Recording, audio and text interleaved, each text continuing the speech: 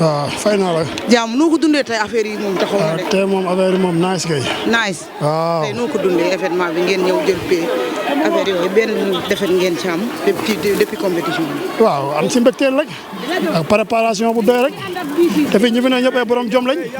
waaw. mais borom jom lañ mais compétition bi difficile na wala difficile. compétition bi. difficile na tuuti rek suñu ma ko mën tuuti rek. waaw parce que boo xoolee ñu fi nekk fii ñun mënuñu leen. waaw maanaam entraînement bu wóor lañ am ak gëm suñu bopp suñu borom dimbali ñu nag ñu génn si am si benn defet te sama seex la. seex la dafa mel ni dafa lëngu ci yow. billaay Boy Diop lan la. non Boy Diop li mu tooyee maanaam xoolal ma fees quoi. xoolal ma fees te man sama doomu ndey la man xool. sama waala man moom mu am sax moo gën man ma am.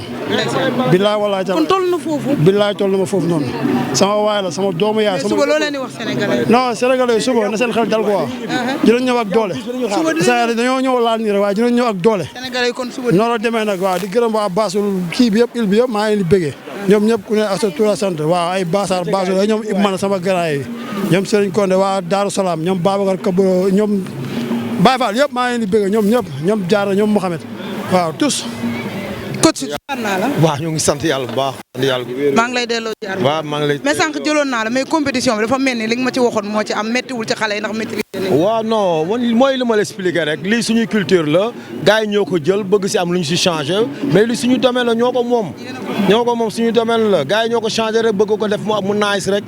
mais dañu mel ni wàññi saafara yéex. xale yi xadaar lañ ñëwee tey ay yëg tuur ci suuf. waaw mais waaw loolu dañ leen jàngal. mais loolu dañ leen jàngal compétition la te ñoom ñun ñoo leen recevoir kon nag du yoon ñu may dara mais pour la ñu may dara perdre naa benn combat mais xëy na du. mais dafa mel ni Boy Diop affaire bi da koo touché du impacté suba. non du ko impacté dañu wax ak moom. da koy wax jooy na ba sonn nag ñoo ko calmé ne ko bàyyi noonu mu sedd ba tey ñàkkoo combat bi ba tey dina dem final suba incha allah. waaw incha allah par équipe lañ nekk. waaw par équipe dañu nekkoon yàlla baax. voilà suba individuel après final mu jeex.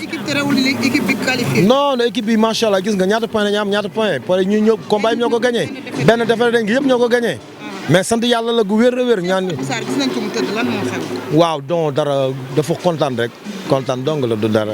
Sénégalais yi mun nañu ñaan yàlla suba yàlla may ñu ay ndam rek. ñu jëlaat final bi takk ko. jërëjëf. jërëjëf.